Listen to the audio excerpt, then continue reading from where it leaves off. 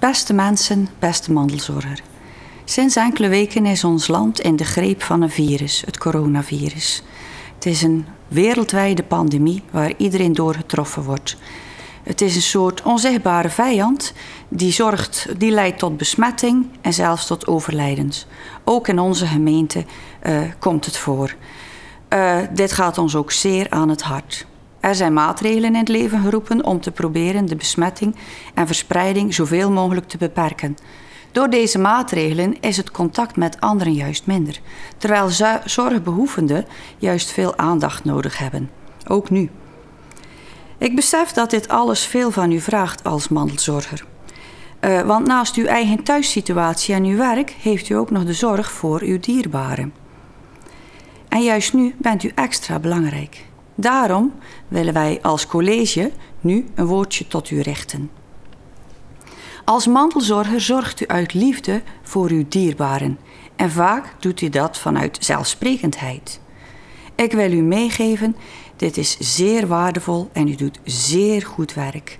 Dank ervoor. Ik begrijp dat u mogelijk extra hulp nu wel zou kunnen gebruiken. Daarvoor zijn er meerdere initiatieven of mogelijkheden. U kunt kijken op de website wehelpen.nl/sluis. Maar u kunt natuurlijk ook op de gemeentesite uw vraag stellen. En u kunt daar ook eventueel veel informatie vinden. Er zijn misschien wel mensen in uw buurt die voor u boodschappen willen doen of de hond uitlaten. En op die manier kunnen ontzorgen. En via stads- of dorpsraden, die kennen uw omgeving ook goed en zijn in contact met de gemeente.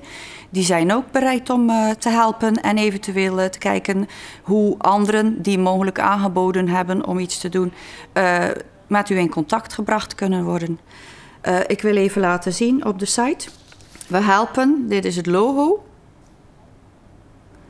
En dan gaat hij naar de eerste pagina. En dan kunt u zien, u moet er thuis maar eens rustig op kijken. Gevraagd. En dan staan de verschillende plaatsen aangegeven. En ook aangeboden. En dan kunt u voor uzelf even kijken wat van toepassing is voor u of wat eventueel een hulp zou kunnen zijn. Maar u kunt natuurlijk ook altijd toch de gemeente Sluis bellen voor een vraag of een mailtje sturen. Op werkdagen tussen 8:30 en 12:00 zijn wij telefonisch bereikbaar. En het mailadres is mandelzorg@gemeentesluis.nl. Ik wil nogmaals zeggen, ik wens u heel veel sterkte in deze bijzondere tijd. Pas goed op uzelf, zorg goed voor uzelf en voor elkaar.